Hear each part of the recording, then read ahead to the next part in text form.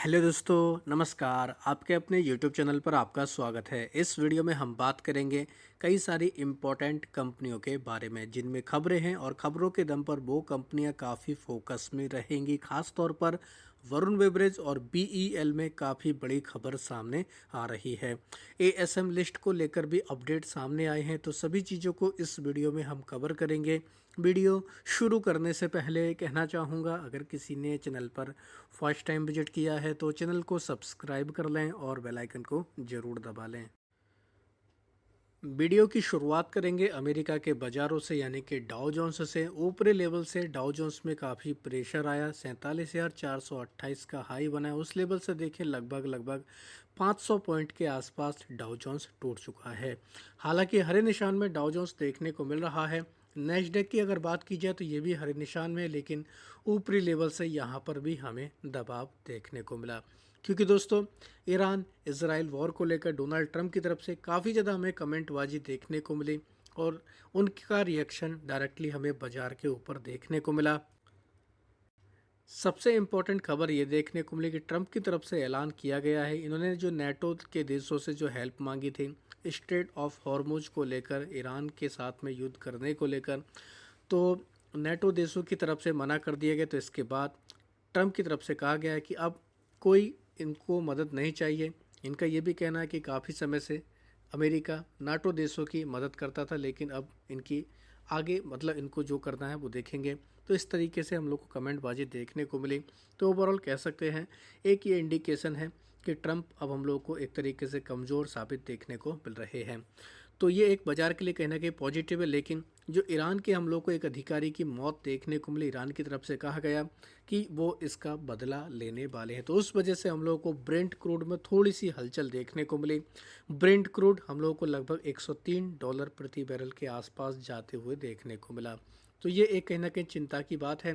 जैसे जैसे Brent crude में रिकवरी आई, उसी के अकॉर्डिंग हम लोग को डाउ जोन्स में प्रेशर भी देखने को मिला। तो इसका डायरेक्टली और इनडायरेक्टली असर हमारे बाज़ारों पर भी देखने को मिल सकता है, क्योंकि गिफ्ट निफ्टी देखें हरे निशान से हमें लाल निशान में होते हुए देखने को मिला। तो ये कंपनियां काफ़ी फोकस में रहेंगी। साथ ही दोस्तों अमेरिका इजराइल जो ईरान का तो युद्ध चल ही रहा है, जो भी हमें देखने को मिल रहा है। अब हम लोग को दोस्तों एक इम्पॉर्टेंट खबर पाकिस्तान से भी देखने को मिली। पाकिस्तान की तरफ से एयर स्ट्राइक की गई है, अफगानिस्तान में 400 लोगों की मौत हो चुकी है। तो ये भी एक कहीं ना कहीं काफ़ी इम्पोर्टेंट खबर है। तो पड़ोसी देशों में ये हम लोग को युद्ध की खबरें देखने को मिल रही है, तो इसकी वजह से कहीं ना कहीं हमारे यहाँ पर डिफेंस कंपनियां काफ़ी फोकस में रह सकती हैं। इसलिए आज के दिन डिफेंस कंपनियां काफ़ी हम लोग को पॉजिटिव भी देखने को मिली थी। तो चाहे तो आप बीडीएल, एमटाटेक, गार्डन शिप बिल्डर, बीईएल, इनके अलावा data patterns, idea force technology, Zentech जैसी कंपनियों के ऊपर नज़र रख सकते हैं। डिफेंस कंपनी अभी हमें फोकस में देखने को मिलने वाली हैं। डिफेंस कंपनी की ही अगर बात की जाए तो बीईएल, इस कंपनी को 1,011 करोड़, लगभग 1,000 करोड़ के आसपास का एक फ्रेश ऑर्डर मिला, यानी कि बड़ा ऑर्डर है ये। 25 फरवरी के बाद इस कंपनी को बड़ा ऑर्डर ये मिला है। तो बीईएल 1,000 करोड़ के ऑर्डर मिलने की वजह से ये कंपनी फोकस में रहेगी। वरुण बेवरेज की बात करेंगे, इसमें काफ़ी बड़ी खबर आ रही है। कंपनी ने 100% की हिस्सेदारी खरीदी है साउथ अफ्रीका की क्रिकली डेयरी है, एक कंपनी है, उसमें 131 करोड़ में दोस्तों ये इन्होंने ट्रांजैक्शन किया है। साथ ही ऑलरेडी इससे पहले बोफा सिक्योरिटी की तरफ से कंपनी को लेकर पॉजिटिव रिपोर्ट भी देखने को मिली थी। तो वरुण बेवरेज के लिए अच्छी खबर है, कंपनी साउथ अफ्रीका में अब डेयरी प्रोडक्ट पर भी काम करेगी। तो ये कहीं ना कहीं कह सकते हैं इस कंपनी के ऊपर पॉजिटिव इम्पैक्ट डाल सकती है। तो चाहे तो आप वरुण बेवरेज को इसको भी अपने रडार पर रख सकते हैं।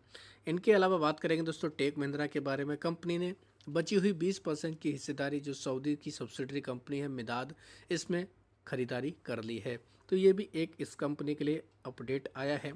श्री सीमेंट की बात करेंगे, कंपनी को 371 हेक्टेयर का जो आंध्र प्रदेश में ब्लॉक देखने को मिलता है, उसका बिडर घोषित किया गया है।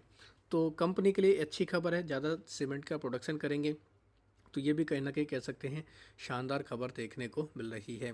सीगल इंडिया की बात करेंगे, इस कंपनी को लुधियाना स्ट्रेट प्रोजेक्ट के लिए 207 करोड़ का ऑर्डर मिला है। ऑर्डर मिलने की वजह से ये कंपनी भी इस खबर की वजह से रिएक्शन दिखा सकती है। टाटा स्टील की बात करेंगे, टाटा स्टील में मर्ज होने वाला नीलाचल इस्पात निगम का कंपनी $2 बिलियन का इन्वेस्टमेंट भी सिंगापुर की आर्म में करने वाली है। तो टाटा स्टील में ये जो अपडेट देखने को मिला, इस खबर का असर भी हम लोग को इन कंपनियों के ऊपर देखने को मिल जाएगा। बात करेंगे अरविंदो फार्मा के बारे में। इस कंपनी की एक आर्म कंपनी है यूगिया यूनिट जिसे बोला जाता है। यूएस एफडीए की तरफ से फॉर्म 483 जारी किया गया। इसमें 9 आपत्तियां जारी की गई। यहाँ पर यूएस एफडीए की तरफ से दोस्तों एक जांच पड़ताल की गई थी। तो ये एक इम्पॉर्टेंट खबर फिलहाल देखने को मिल रही है। किर्लोस्कर फेरोज की बात करेंगे। कंपनी का सोलापुर का प्लांट है, वहाँ पर ऑपरेशन हम लोग को थोड़ा सा रुकते हुए देखने को मिला, यानी कि काम कंपनी का थोड़ा सा प्रभावित हुआ है। एलपीजी का जो डिसरप्शन देखने को मिला, एलपीजी की जो हम लोग को गैस की कटौती देखने को मिली, तो उसका असर किर्लोस्कर फेरोज इस कंपनी के ऊपर भी देखने को मिल रहा है। स्ट्राइड फार्मा भी खबर है, कंपनी एक्वायर कर रही है। लाइसेंसिंग का जेनरिक ब्रांड को लेकर अफ्रीका में $12 मिलियन का अपफ्रंट इसकी वजह से हमें देखने को मिल जाएगा। तो स्ट्राइड फार्मा ने अच्छा खासा ही लाइसेंसिंग का करार किया है, तो इस खबर का असर इसके ऊपर आ सकता है। HEG की बात करेंगे। इस कंपनी के लिए एक राहत की खबर है। कंपनी को जीएसटी का नोटिस मिला था। 222 करोड़ का एफ 2019 और 20 को लेकर था ये, तो इसको दोस्तों फिलहाल स्क्रैप कर दिया गया है, खारिज कर दिया गया, ड्रॉप कर दिया गया। तो ये भी एक HEG के लिए अच्छी खबर है।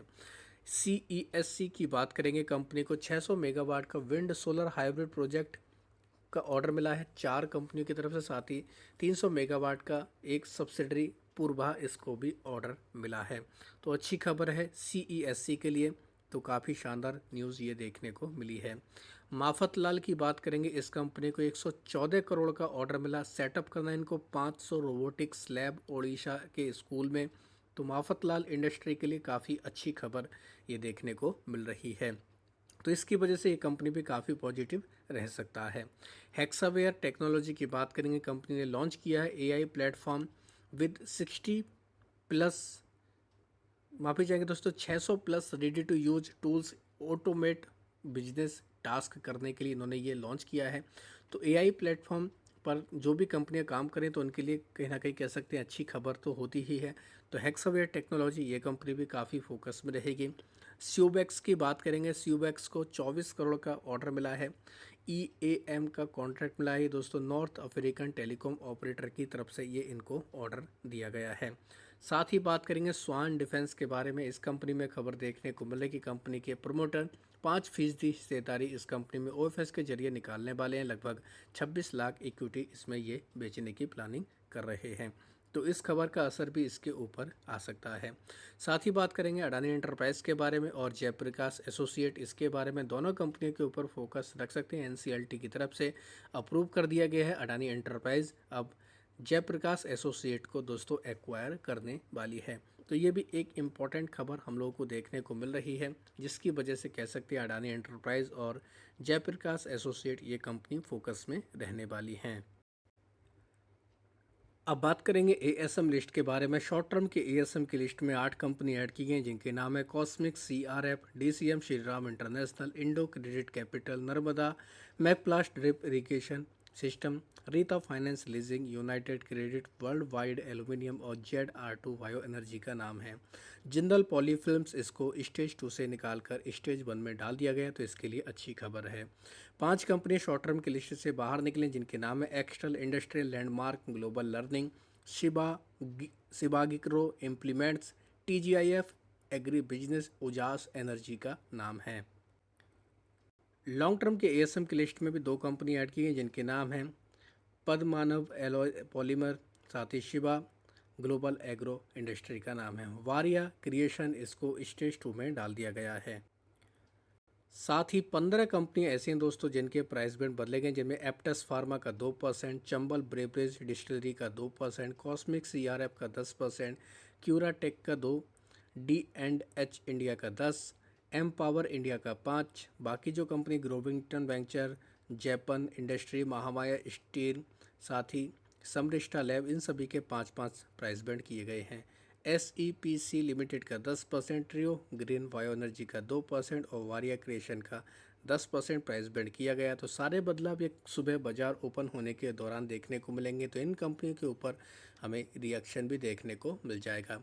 तो आप चाहें वीडियो को डिटेल में स्टडी करके अपनी रणनीति को बना सकते हैं। वीडियो अगर पसंद आया तो चैनल को सब्सक्राइब कर लें और बेल आइकन को ज़रूर दबा लें।